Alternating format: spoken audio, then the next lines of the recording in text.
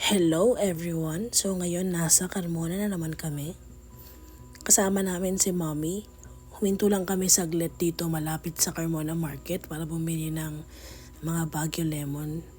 Bale 100 pesos siya per tumpok. Almost 10 pieces yung isang tumpok. So sobrang laki ng matitipid mo. Kaysa pag bumili ka sa groceries na tig 25 pesos isang piraso. Si Mami humingi pa nga yan siya ng extra lemon at pinagbigyan naman siya ni Kuya. Ayan o, nangingi pa nga siya ng isang piraso pa at pinagbigyan naman siya ni Kuya. Dahil sarado, ngayon naman didiretso na kami sa Carmona Market. Sobrang init pala today guys, parang 42 degrees Celsius. Thank you. Mas mainit pa yun sa QC area pero yung init dito parang walang hangin talaga. Yung tipong malakas ang chance ng magka-stroke ka, ganun. Tumingin din pala kami ng saglit dito sa nagbebenta ng mga overruns. Bumili pala sila dito ng mga buko kasi si Papa nirecommend sa kanya ng doktor niya na magbuko juice siya. Ayan, sobrang init, nakapayong sila. Nagtingin din siya dito sa nagbebenta ng overruns pero wala naman silang makita na suitable para sa kanila. Sayang kasi tig 50 pesos lang yung ibang items. Tumingin din pala kami sa may halamanan kaso ang problema wala yung suki namin, sarado sila. Siguro dahil sa sobrang init. Kaya kakain na lang muna kami sa favorite naming Anaya. Never magawi kayo dito. Sobrang nire-recommend ko talaga yung Anaya coffee latte nila. Masarap din yung pesto pasta nila. Yung pastries medyo namamahalan ako. Kaya hindi na kami bumili.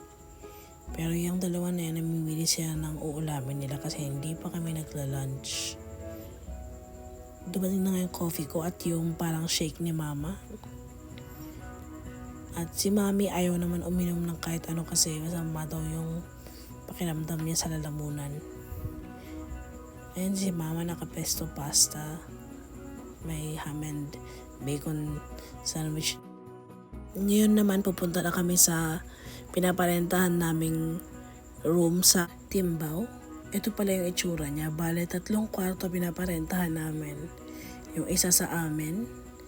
Tuwing pupunta kami dito, nagpupunta kami usually to pay the water bill kasi hindi siya pwedeng bayaran sa GCash. Talagang doon mo siya babayaran sa Co-op. Yung kuryente naman walang problema kasi Meralco. Si Mami nagkape pa nga kasi napapagod na daw siya. Ayan ang kape niya, Nescafe stick.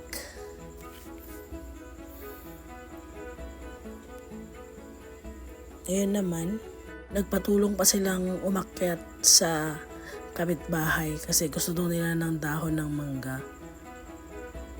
Kaya ayun, marami kaming dahon ng mangga. Pa-exit na pala kami kasi nakapagbayad na kami at nakapaglinis. Dito kami sa cooperative na to, usually bumibili ng lemon juice kasi sa labas 300 siya per pack. Eh sa'yo 1-2 lang.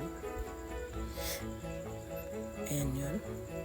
Bale, tumingin din pala kami ng halaman kila ate tata. Ang hinahanap talaga namin ay yung ponytail na halaman. Meron sila ate kaso ang mahal na kasi lumaki na nga 1.5 daw isa. Eh sabi ko hindi kaya ng budget ko yun. Kaya hindi kami bumili.